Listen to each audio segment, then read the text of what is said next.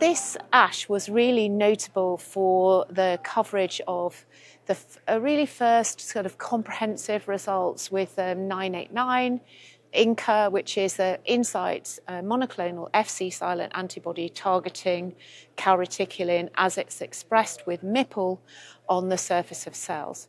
We saw at EHA 2025 some results with patients with ET showing a very prompt reduction in platelet count and other benefits for patients. And we will present that at ASH with extended data for ET patients.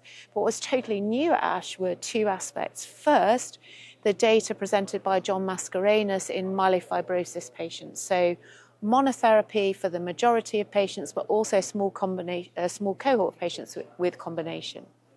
What we saw was improvements in spleen, symptoms, improvements in hemoglobin, and are super well tolerated. So we invented a fun new term, super well tolerated. We normally say generally well tolerated.